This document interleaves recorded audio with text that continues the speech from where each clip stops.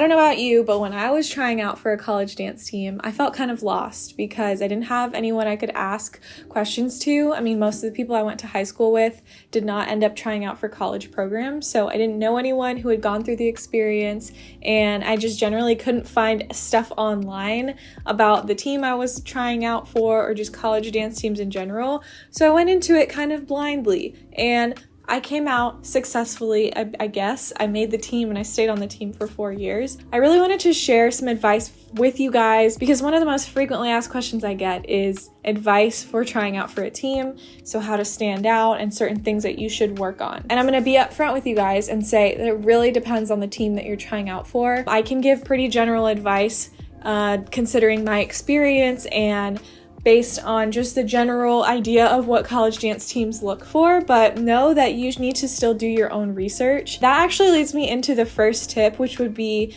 ways to research the team that you are interested in trying out for. First thing I would do, of course, which I'm sure you've already done, is to go look on social media, find their page, and really start to try and find different choreography they've posted. If you can find full videos on YouTube or just find performances of theirs and study their style.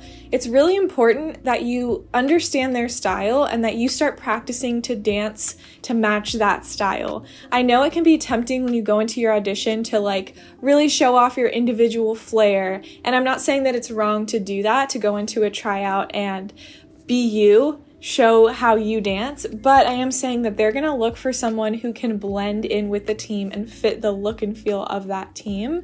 So make sure that you study the choreography. If you can't find stuff like that online, I actually recommend you find people on the team. You can DM them on Instagram. I don't think it's creepy when people do this to me. DM them, or you could email the coach and ask if they have samples of choreography they've done or performances they've done, and I'm sure they'd be happy to share some of that with you, and that way you can get an understanding of the team.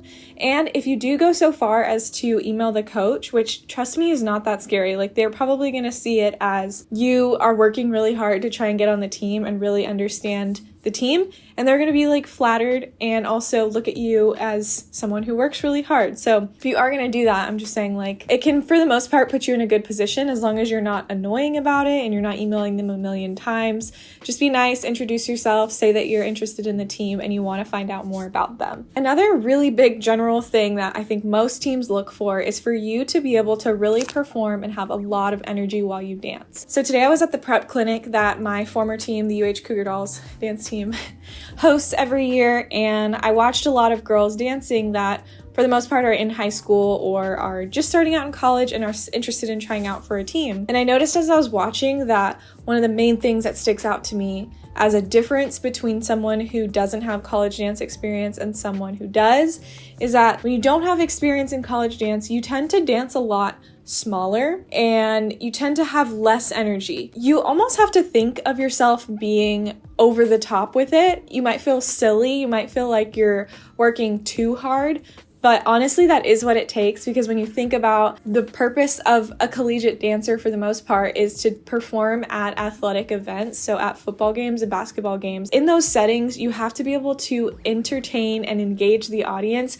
who might be sitting really, really far away. If you're in a big football stadium, you have to be able to entertain fans that are way up in the stands. So that's a really important thing that they look for. And if your team does pom, which for the most part, college dance teams all do pom that I'm aware of, you need to have super sharp arm motions and super sharp just motions in general. I can't stress enough how important that is. That is one of the clearest ways I can differentiate between someone who is a college dancer and someone who never has danced in that setting before, is the energy level. I think I have another couple videos on this topic, so I'm going to try not to repeat any information I've included before, but if I do, I'm sorry. At least it's a good refresher for you.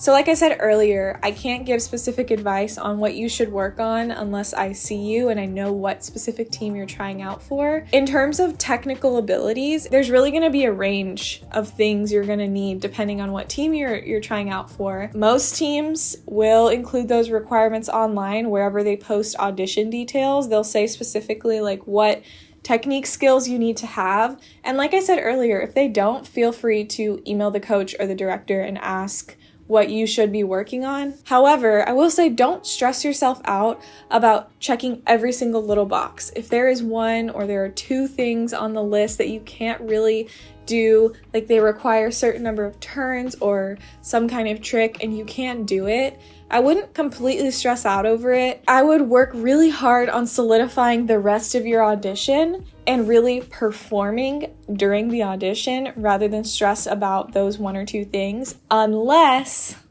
you have time to work on them. If you have time to work on those couple of things, definitely take the time to do so. Put in the effort. If you're really struggling, get someone to help you that can do those tricks and ask them for advice. Don't be shy. I know I kind of just flip-flopped here and I said like it doesn't matter if you can't do one or two things, but now I'm saying yes, work on it. It's just that like if you have the time, practice the stuff. Try your hardest to get what you can. And if it comes to the point where you really can't do it, that's okay. Just perform, have energy, nail your interview, nail everything else, and you'll be okay. So this kind of goes back to what I shared with my first tip in terms of making sure that you match the team's style. Make sure that you try to match the team's look as well, which can be a touchy subject. The team might not have a look necessarily. Like I would say Cougar Dolls, we were such a diverse team. You wouldn't look at them and be like, oh, they like to take brunette girls that are around 5'5" that have long legs. We had all different body types, heights, skin colors, hairstyles. And I think that's where a lot of teams are transitioning towards, is like having more diverse teams, not just in look, but just in personality and things like that. However, you still will see commonalities among all of the girls in how they do their makeup, do their hair. So look at some of the current members of the team, see how they do their makeup and their hair, and try and do something similar that complements your features. This is something I wish that I had done and thought about before I went to my audition. I mean, it didn't like completely hurt me, I don't think, but when I look back at the photos of myself, which I only have like one photo of my audition, I was like, what was I thinking? First of all, I was wearing like hot pink lipstick, which is okay, like I guess it stood out and it looked nice on my skin color. But if I had taken 2 seconds to look at some of the current members of the team and see what their makeup style is, I would have seen it's obvious they all wear red lipstick. That is a signature thing of our team. So maybe I would have put myself in a better position if I just wore red lipstick. And I also did like a weird thing with my hair. I had it like half up, which we did that style sometimes, but it was like really small curls, and I just feel like it wasn't as flattering as it could have been, and it didn't look as mature as it could have.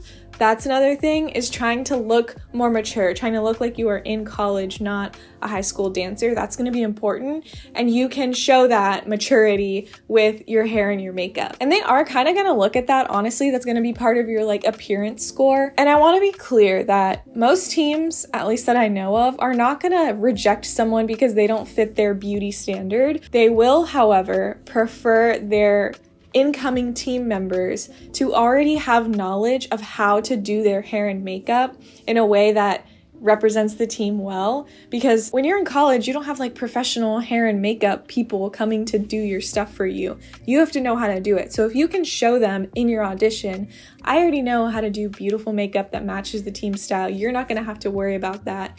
Maybe it will boost up your audition a little bit. Okay, I've talked about a lot of stuff. What am I missing? Another random thing to keep in mind that I just thought of is your facials while you dance.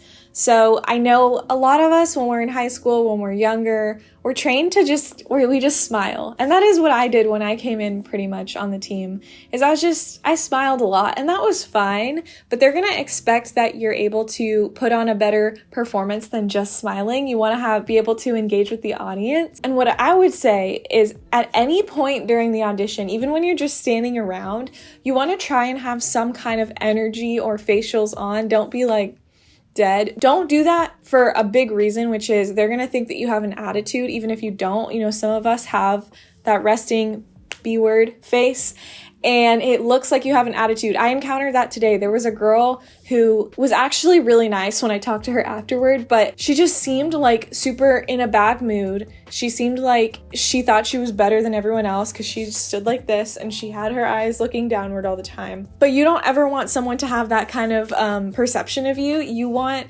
anyone who might look at you to think that you are a super happy, bubbly, energetic, kind person, not, I don't really want to be here, I don't know why I'm trying out, or I'm too good for this. The reason for that, of course, is there's going to be a lot of times when you're a college dancer that you will be not doing anything specific. Like you might just be standing somewhere, or you might be on the field or on the court, and you're in between routines or in between sideline routines. And you can't just stand there and have a blank face. You have to continue to smile, and that's probably why I do it so much in my videos and stuff. It's just like, it has become a natural habit for me to be a smiley person, or at least like have energy in my eyes, you know? You gotta have facials. If y'all want a video on facials specifically, let me know. I think a couple people had requested it and I never made it. It's just gonna be a super awkward video of me like doing things with my face, but I am happy to do it. I'm happy to be awkward. I mean, we've gotten this far. Speaking of which, if you've gotten this far in this video and you're enjoying this content and it's valuable to you, please give it a thumbs up and also consider subscribing. I'm going to try and post more content like this, especially as the world opens back up. I'm going to try and go back and visit my team more often and give more advice to you guys and give you more of a perspective of what it looks like to be on a college team. So hit that like button, hit the little notification thingy. I'm not asking for much. It's free. This is free content. I think that's all that I wanted to share today. I'll probably think of a ton of other things after I turn the camera off. And if I do, maybe I'll leave them in the comments below, or you can follow me on Instagram and I'll maybe do a little story about it and put it as a highlight. I'm going to put some videos up here on the screen. This one is my last video, and this one is something that you might like. So click on those if you wish. And otherwise, I hope you have a great rest of your day. Bye!